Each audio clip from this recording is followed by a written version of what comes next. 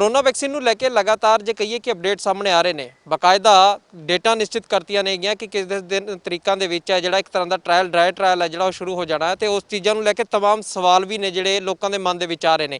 ਇਹ तमाम ਸਵਾਲਾਂ ਦੇ ਜਵਾਬ ਦੇ ਵਾਸਤੇ ਅਸੀਂ ਪੀਜੀ ਪਹੁੰਚਿਆ ਤੇ ਪੀਜੀ ਦੇ ਡਾਇਰੈਕਟਰ ਸਾਡੇ ਨਾਲ ਹੈਗੇ ਨੇਗੇ, ਗੱਲ ਕਰਾਂਗੇ ਉਹਨਾਂ ਦੇ ਨਾਲ। ਸਤਿ ਸ਼੍ਰੀ ਅਕਾਲ, ਤੁਸੀਂ ਦੇਖ ਰਹੇ ਹੋ ਡੇਲੀ ਪੋਸਟ ਪੰਜਾਬੀ ਤੇ ਇਹ ਪੂਰਾ ਇੱਕ ਲੋਕਾਂ ਦੇ ਮਨ ਦੇ ਵਿੱਚ ਕਰੋਨਾ ਮਹਾਮਾਰੀ ਨੂੰ ਲੈ ਕੇ ਜਿਸ ਤਰ੍ਹਾਂ ਦੇ ਨਾਲ ਪੂਰਾ ਮਾਹੌਲ ਬਣਿਆ ਉਸ ਤੋਂ ਬਾਅਦ ਹੁਣ ਵੈਕਸੀਨ ਨੂੰ ਲੈ ਕੇ ਕਾਫੀ ਸੁਖਾਵਾਂ ਲੱਗਦਾ ਹੈ। ਸਰ ਦੇਖਿਆ ਜਾਵੇ ਉਹ ਕਹਿ ਸਕਦੇ ਆ ਇੰਤਜ਼ਾਰ ਕਿਤੇ ਨਾ ਕਿਤੇ ਖਤਮ ਹੋ ਰਿਹਾ, ਵੈਕਸੀਨ ਆ ਰਹੀ ਹੈਗੀ ਆ।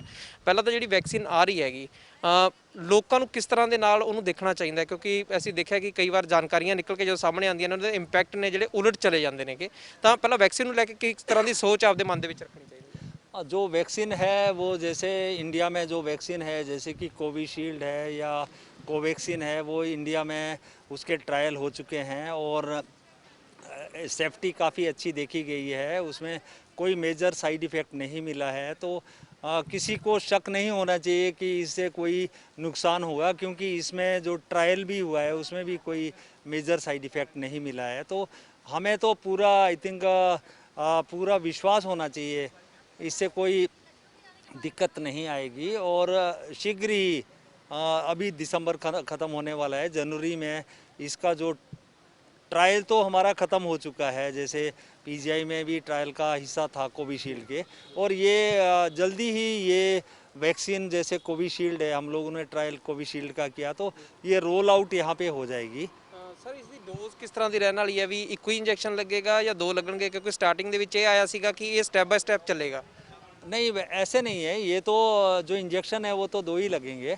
जैसे एक पहले लगेगा, दूसरा 1 महीने के आसपास लगेगा।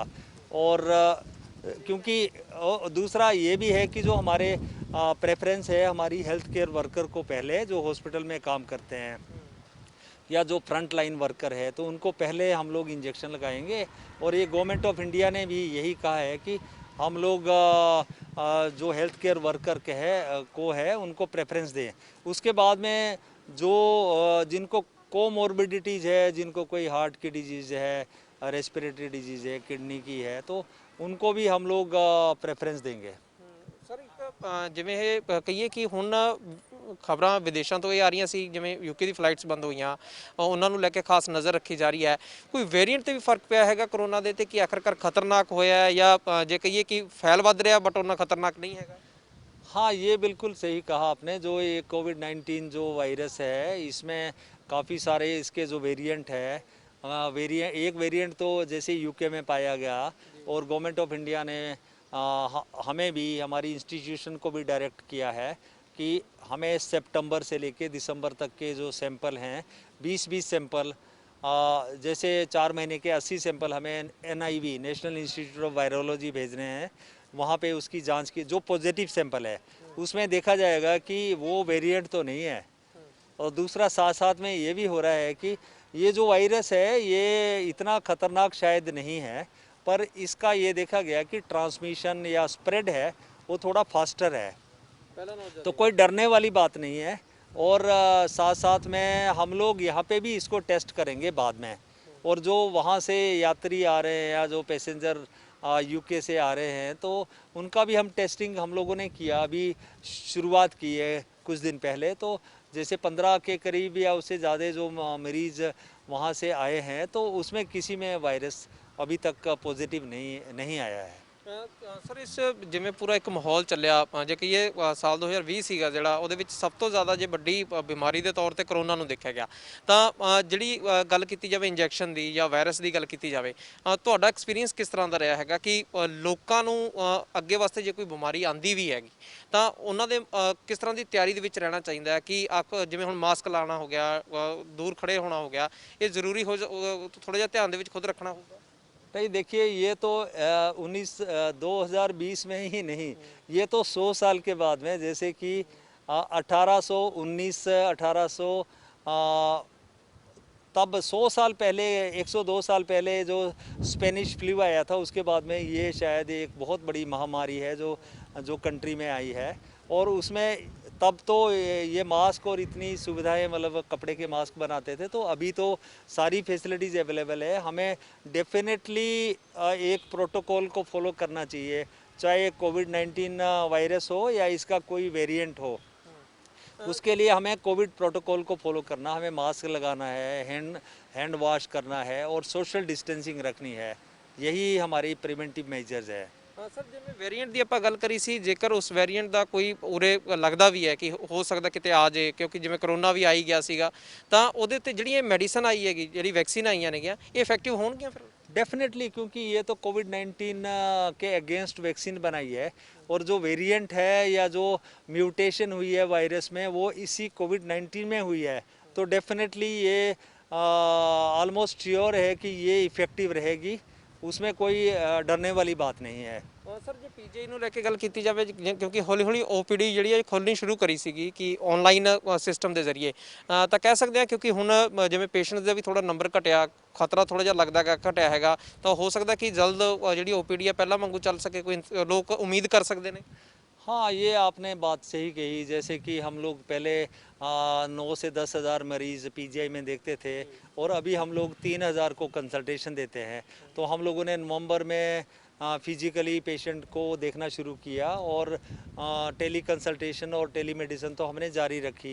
बीच में हम लोग सारे इमरजेंसी पेशेंट या गायनी के या जिनको कीमोथेरेपी कैंसर के पेशेंट को तो देखते ही थे, पर ये धीरे धीरे जैसे कि नंबर ऑफ पेशेंट्स कोविड के कम होंगे तो जो पेशेंट्स है उसको धीरे धीरे हम लोग नंबर को बढ़ाते जाएंगे और पहले जो 9,000 के स्तर पे आने के लिए हो सकता है 5 से 6 महीने लग जाए, पर हम लोग नंबर ऑफ पेशेंट्स को बढ़ा रहे हैं। ਇੱਕ ਸਰ ਲਾਸਟ 'ਚ ਇੰਨਾ ਪੁੱਛਣਾ ਚਾਹੂੰਗਾ ਕਿ ਜਿਹੜੀ ਵੈਕਸੀਨ ਨੂੰ ਲੈ ਕੇ ਹੈ, ਕਿਉਂਕਿ ਜਦੋਂ ਵੀ ਕੋਈ ਮੈਡੀਸਨ ਆਉਂਦੀ ਹੈ, ਬਿਮਾਰੀ ਆਉਂਦੀ ਹੈ, ਤਾਂ ਉਸ ਤੋਂ ਬਾਅਦ ਲੋਕਾਂ 'ਚ ਬੜੀ ਹੋੜ ਹੁੰਦੀ ਹੈ, ਕਿਉਂਕਿ ਲੋਕਾਂ ਨੂੰ ਲੱਗ ਰਿਹਾ ਵੈਕਸੀਨ ਆ ਗਈ, ਅਸੀਂ ਫਟਾਫਟ ਜਾ ਕੇ ਲਵਾ ਲਈਏ। ਕਿ ਪਹਿਲਾਂ ਤਾਂ ਇਹ ਕਿ ਵੈਕਸੀਨ ਇਹ ਪਬਲਿਕ ਪਲੇਟਫਾਰਮ ਤੇ ਮਿਲੇਗੀ ਜਾਂ ਨਹੀਂ, ਤੇ ਦੂਸਰਾ ਕਿ ਜੇਕਰ ਕੋਈ ਇਸ ਤਰ੍ਹਾਂ ਦਾ ਲੱਗਦਾ ਜਦੋਂ ਤੱਕ ਗਵਰਨਮੈਂਟ ਅਨਾਉਂਸ ਨਹੀਂ ਕਰਦੀ, कि ਲੋਕਾਂ ਨੂੰ ਉਹਦੇ ਤੇ ਵਿਸ਼ਵਾਸ ਕਰਨਾ ਚਾਹੀਦਾ। हाँ, विश्वास तो वैक्सीन पे करना ही चाहिए क्योंकि ये तो ट्रायल के बाद में रोल आउट हुई है, रोल आउट होने वाली है और ये ऐसे नहीं है आम वैसे नहीं लगेगी। पहले तो ये इंस्टीट्यूशंस में लगेगी, हॉस्पिटल में इसका प्रबंध किया जाएगा क्योंकि वैक्सीन जैसे लगेगी तो उसके बाद में मरीज़ को आधे घंटे पौने घंटे 1 घंटे देखना भी ज़रूरी है, कोई साइड इफ़ेक्ट ना हो। और ये बिल्कुल अदरवाइज़ सेफ पाई गई है, कोई भी मेजर साइड इफ़ेक्ट इसमें वैक्सीन की वजह से नहीं पाया गया है। ਬਿਲਕੁਲ ਬਹੁਤ ਬਹੁਤ ਧੰਨਵਾਦ। ਇਹ ਸੀਗੇ ਪੀਜੀ ਦੇ ਡਾਇਰੈਕਟਰ ਜਗਤਰਾਮ। ਤੇ ਕਹਿ ਸਕਦੇ ਹਾਂ ਕਿ ਵੈਕਸੀਨ ਨੂੰ ਲੈ ਕੇ ਜਿਸ ਤਰ੍ਹਾਂ ਦੇ ਅਪਡੇਟ ਸਾਹਮਣੇ ਆ ਰਹੇ ਨੇ, ਸਭ ਤੋਂ ਵੱਡੀ ਗੱਲ ਤਾਂ ਇਹ ਕਿ ਜਿਹੜੇ ਵੇਰੀਐਂਟ ਜਿਸ ਤਰ੍ਹਾਂ ਦੇ ਨਾਲ ਯੂਕੇ ਦੇ ਵਿੱਚ ਖਬਰਾਂ ਆਈਆਂ, ਤਾਂ ਉਸ ਤੋਂ ਡਰਨ ਦੀ ਲੋੜ ਨਹੀਂ ਹੈਗੀ। ਇhtiyat ਤਾਂ ਖੈਰ ਜਿਵੇਂ ਕਰੋਨਾ ਤੋਂ ਆਪਾਂ ਨੇ ਰੱਖੀ ਆ, ਉਸ ਤੋਂ ਵੀ ਰੱਖਣੀ ਹੋਏਗੀ, ਕਿਉਂਕਿ ਵੇਰੀਐਂਟ ਦਾ ਮੁਕਾਬਲਾ ਕਰਨ ਵਾਸਤੇ ਜਿਹੜੀ ਵੈਕਸੀਨ ਹੈ ਬੜੀ ਜਲਦੀ ਹੈ ਮਾਰਕੀਟ ਦੇ ਵਿੱਚ ਆ ਰਹੀ ਹੈ। ਪੰਜਾਬ ਦੇ ਵਿੱਚ 2 ਜਗ੍ਹਾ ਤੇ ਡਰਾਈ ਜਿਹੜਾ ਟ੍ਰਾਇਲ ਹੈ ਉਹ ਵੀ ਸ਼ੁਰੂ ਹੋ ਜਾਣਾ ਹੈਗਾ ਗਾ, 28-29 ਤਰੀਕ ਰੱਖੀ ਗਈ ਆ ਉਹਦੇ ਵਾਸਤੇ। ਤਾਂ ਕਹਿ ਸਕਦੇ ਹਾਂ ਕਿ ਲੋਕਾਂ ਨੂੰ ਇੱਕ ਤਾਂ ਇਹ ਤਿਆਰੀ ਰੱਖਣੀ ਹੋਊਗੀ ਕਿ ਜੇ ਵੈਕਸੀਨ ਆ ਰਹੀ ਹੈ ਉਹਦੇ ਤੇ ਵਿਸ਼ਵਾਸ ਪੂਰਾ ਕਰਨਾ ਹੋਊਗਾ, ਕਿਉਂਕਿ ਸਾਰੇ ਟੈਸਟਡ ਹੋ ਚੁੱਕੀ ਹੈਗੀ। ਨੰਬਰ 2 ਤੇ ਇਹ ਵੀ ਧਿਆਨ ਰੱਖਣ ਦੀ ਲੋੜ ਹੈ ਕਿ ਕਿਉਂਕਿ ਇਹ ਪਬਲਿਕ ਪਲੇਟਫਾਰਮ ਤੇ ਨਹੀਂ ਮਿਲੇਗੀ, ਕਿਸੇ ਆਮ ਦਵਾਈਆਂ ਦੀ ਦੁਕਾਨ ਤੇ ਜਾਓਗੇ ਉੱਥੇ ਨਹੀਂ ਮਿਲੇਗੀ। ਤੇ ਜੇਕਰ ਕੋਈ ਕਹਿੰਦਾ ਵੀ ਹੈ ਤਾਂ ਤੁਸੀਂ ਉਦੋਂ ਤੱਕ ਵਿਸ਼ਵਾਸ ਨਾ ਕਰੋ ਜਦੋਂ ਤੱਕ ਸਰਕਾਰ ਦੇ ਵੱਲੋਂ ਕੋਈ ਅਨਾਉਂਸਮੈਂਟ ਨਹੀਂ ਹੁੰਦੀ, ਕਿਉਂਕਿ ਇਹਦਾ ਤੁਹਾਨੂੰ ਫਾਰਮੈਟ ਵੀ ਦੱਸ ਦਿੰਦੇ ਆ ਕਿ ਸਭ ਤੋਂ ਪਹਿਲਾਂ ਜਦੋਂ ਵੈਕਸੀਨ ਆਣੀ ਹੈ, ਵੈਕਸੀਨ ਜਿਹੜੇ ਹੈਲਥ ਵਰਕਰਸ ਨੇ ਉਹਨਾਂ ਨੂੰ ਲੱਗਣੀ ਹੈ। ਉਸ ਤੋਂ ਬਾਅਦ ਦੂਜਾ ਜਿਹੜਾ ਹੈਗਾ ਫਰੰਟ ਲਾਈਨ ਵਰਕਰਸ ਨੇਗੇ, ਦੂਸਰੇ ਫੇਸ ਦੇ ਵਿੱਚ ਫਿਰ ਉਹਨਾਂ ਨੂੰ ਵੈਕਸੀਨ ਲਾਈ ਜਾਣੀ ਹੈ।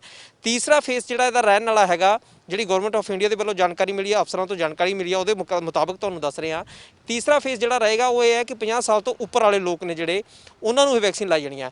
ਚੌਥੇ ਫੇਸ ਦੇ ਵਿੱਚ ਰੱਖਿਆ ਇਹ ਗਿਆ ਹੈਗਾ ਕਿ ਜਿਹੜੇ 50 ਸਾਲ ਤੋਂ ਘੱਟ ਉਹ ਲੋਕ ਜਿਹੜੇ ਕਿਸੇ ਨਾ ਕਿਸੇ ਬਿਮਾਰੀ ਜਿਵੇਂ ਹਾਰਟ ਦੀ ਹੋਵੇ, ਸ਼ੂਗਰ ਹੋਵੇ, ਉਹ ਲੋਕਾਂ ਨੂੰ ਇਹ ਜਿਹੜਾ ਵੈਕਸੀਨ ਲੱਗਣੀ ਹੈ। ਹਰ ਕਿਸੇ ਤੱਕ ਪਹੁੰਚਣ ਦੇ ਅਜੇ ਸਮਾਂ ਲੱਗੇਗਾ, ਪਰ ਮਾਤ ਦੇਣ ਵਾਸਤੇ ਵੈਕਸੀਨ ਦੀ ਸ਼ੁਰੂਆਤ ਹੋ ਚੁੱਕੀ ਹੈਗੀ ਹੈ, ਟੈਸਟ ਹੋ ਚੁੱਕੇ ਹੈਗੇ ਨੇ। ਟ੍ਰਾਇਲ ਪੀਜੀਆਈ 'ਚ ਵੀ ਇੱਕ ਵੈਕਸੀਨ ਦਾ ਹੋ ਚੁੱਕਿਆ, ਜਿਵੇਂ ਕਿ ਉਦੋਂ ਦੇ ਡਾਇਰੈਕਟਰ ਨੇ ਦੱਸਿਆ। ਤਾਂ ਕਹਿ ਸਕਦੇ ਹਾਂ ਕਿ ਹੁਣ ਜਿਵੇਂ ਵੈਕਸੀਨ ਆ ਰਹੀ ਆ, ਤਾਂ ਕਰੋਨਾ ਦੇ ਨਾਲ ਲੜਨ ਵਾਸਤੇ ਜਿਹੜੀ ਇੱਕ ਤਿਆਰੀ ਜੇ ਕਹੀਏ ਆਖਰੀ ਪੜਾਅ ਕਹਿ ਸਕਦੇ ਹਾਂ, ਕਿਉਂਕਿ ਵੈਕਸੀਨ ਦਾ ਅਸਰ ਵੀ ਇੱਕ ਚੰਗਾ ਦੇਖਣ ਨੂੰ ਮਿਲ ਰਿਹਾ, ਜਿਵੇਂ ਕਿ ਡਾਇਰੈਕਟਰ ਨੇ ਦੱਸਿਆ ਹੈਗਾ। ਤਾਂ ਕਿਤੇ ਨਾ ਕਿਤੇ ਉਹ ਇੰਤਜ਼ਾਰ ਖਤਮ ਹੁੰਦਾ ਹੋਇਆ ਦਿਖ ਰਿਹਾ, ਜਿਹੜਾ ਕਿ ਵੈਕਸੀਨ ਨੂੰ ਲੈ ਕੇ ਲੋਕਾਂ ਦੇ ਵਿੱਚ ਬਣਿਆ ਹੋਇਆ ਸੀਗਾ। ਵੀਡੀਓ ਜਰਨਲਿਸਟ ਵਿਕਾਸ ਦੇ ਨਾਲ ਸੁਮੀਤ ਸਿੰਘ, ਚੰਡੀਗੜ੍ਹ।